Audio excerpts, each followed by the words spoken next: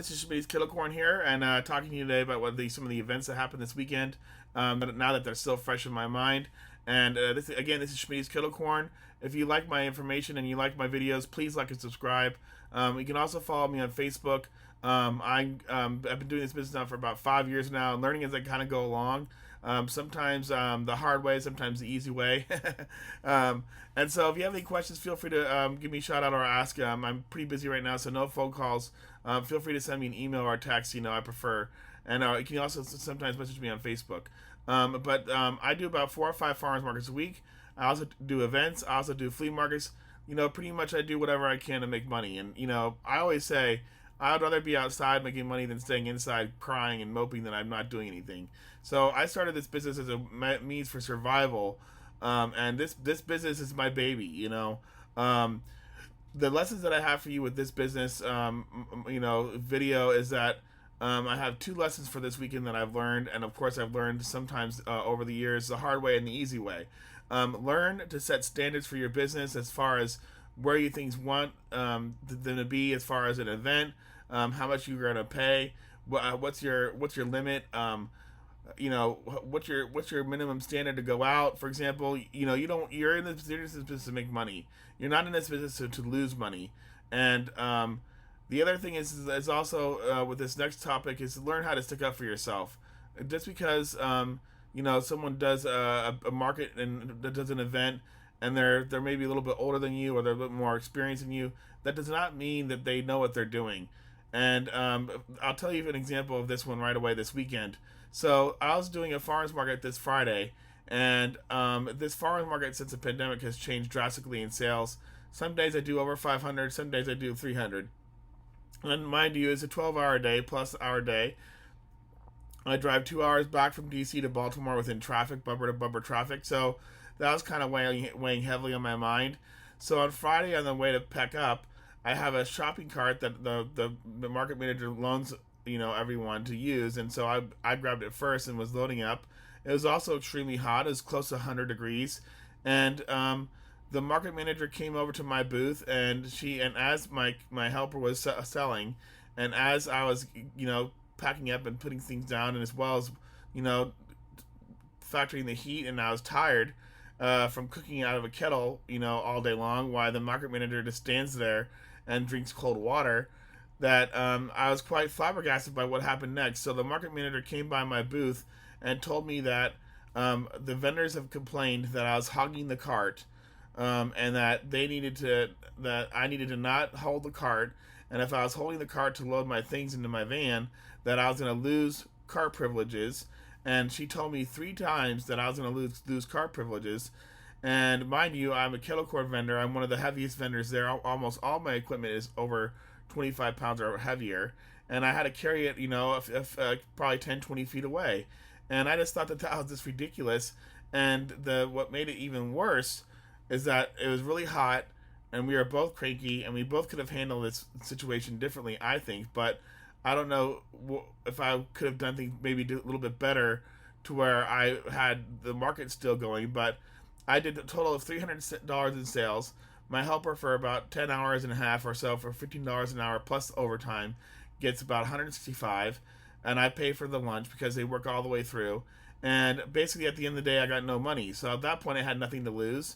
And so I was going to sit there and say, I should have the cart because I have the heaviest equipment to load into my van. And I also need to get there early as well, as because I have other vendors who try to take up a space to not even let me pull in to where I can even load my kettle. I have vendors who are so inconsiderate sometimes. They'll load up right behind my van and block my space from even having me to load up a kettle. Now you'd think that if you see me every week, you see me load that kettle in by myself, you'd think that you have common sense enough to not pull up 2 feet behind my transit. But again, I had to tell them that every time. Please move and step back. So that was already in my mind. So I was actually just going to go tell her this. And she tells me, before I even open my mouth, to zip it. And she literally says, quote, "Zip my mouth."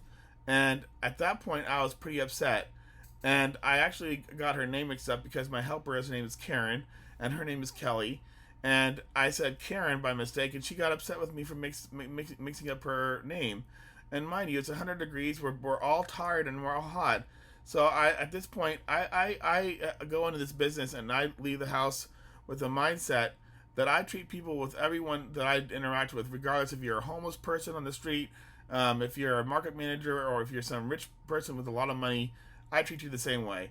And I expect to have that same feeling in return. And I don't accept anything less. And if you're going to do me wrong, I'm going to say something. So at the end of my market, I just said to her that I don't appreciate being talked rudely to, and I'm not going to return to the market. And this is one of the things that I've learned. And at first, I was really afraid to say something that, oh, well, I'm gonna be a bad business owner, or oh, nothing's gonna positively come up, you know.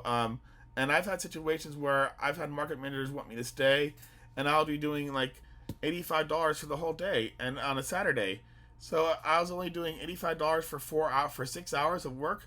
Mind you, that's unloading. That's an hour to set up, an hour to shut down, and that's 4 hours of vending, trying to sell, as well as a 30-minute or to an hour drive, and that all adds up. And so, at that point, I said to myself, "There's something wrong here." At this point, it is them, not me. I need to have a $200 minimum to sell at a farmer's market. If I'm not making that consistently every week, whether it be freshly popped or popped ahead of time, you're better off staying home. And the other lesson for people out there today is that people who are market managers or who are event managers, they do not always know what they're doing. You have to tell them sometimes. I actually had an event manager call me, and then one year wanted to put, mind you, I have a kettle corn machine, and there's fire underneath, and they wanted to set my kettle on grass, and grass is flammable. So, now I say every time, hey, I need to have my kettle corn booth underneath gravel or cement. And also, I've had places where I've been put in terrible spots before. I've also had events where I've actually backed out of an event and then gone to the event to kind of see how it is. And oh, lo and behold, they had another kettle corn person there, and they lied about not telling me that they had already had a kettle corn vendor there. I've actually been to events where there was another kettle corn vendor before, and that's when you just say, hey, I'm not going to come back. So now when I have my conversation with people, especially when it comes to events, I say, please make sure that I'm, one, the only kettle corn vendor there, two, the only popcorn vendor, because people think that popcorn and kettle corn are the same. I've had some vendors say, oh, well, there might be a popcorn person inside. Is that okay? No, it's not okay, because that's going to cut into my business. I'm coming there to pop it fresh, and that adds a lot of people to the attraction of me being there, whether it be a craft show, a motorcycle show, something like a church fundraiser. Your time is worth money, and don't forget that. Don't let people bully you, and you'll go to bed sleeping at night knowing that you are, at least if you don't make any money, no matter what happens, at the end of the day, you are not bullied, and you are gonna have a good night's sleep, because somebody didn't try to tell you how to run your business. And one year I actually had a business, a farmers market that I left, and then now that we're going on the 10-minute mark, we'll leave it at this. One year I had a market that I left, and I had this guy call me up, and he's an okay guy, but he said, like, oh, we're family, we're blah blah blah, please stick with us, we're a new market, we'd love to have you stay. And I was like, I can't afford $86 for the day. I have to go somewhere where I need to make money, and I need to do at least $300 to $500 if I have an employee who I pay $15 an hour. And I just, it's like, are you gonna have me live with you? Are you gonna have me sleep on your couch when I can't pay rent? I have bills to pay at the end of the day, just like you. And sometimes people who are running these shows and running these events forget that you're also there to pay bills. And you have a family, and you have friends, and you have a cat, that wants to have food and likes to have food every night. And, just always remind yourself of that you're in your business to make money. You're not in your business to make somebody else money.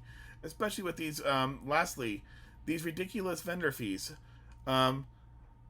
Selling popcorn for $5 a bag, they want to charge you $500 and $1,000 to vend for one day. That's insane. I've even had some market managers for events call me and want a percentage of my sales. No, you're not going to get a percentage of my sales.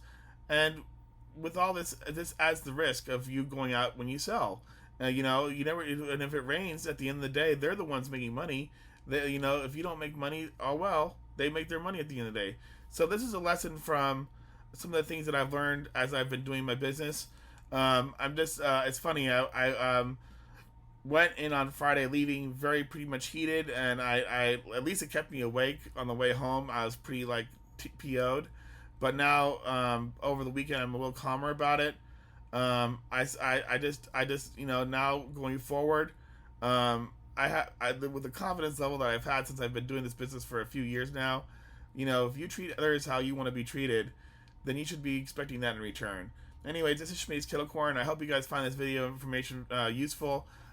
Please like and subscribe and follow me. I really appreciate your following me. I almost had 1,000 subscribers.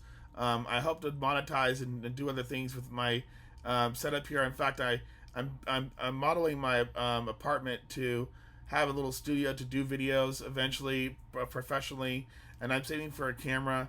So I really appreciate it, guys. I'm thrilled that that my YouTube channel has been taking off really well, and I really encourage all of you guys to go out there and do that hustle.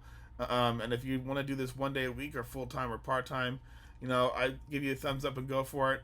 Again, this is Shmei's Kettle Corn signing off. Have a good week, everybody, and stay cool and stay hydrated and drink water. None of that energy drink garbage when it's 100 degrees. Anyways, peace, guys.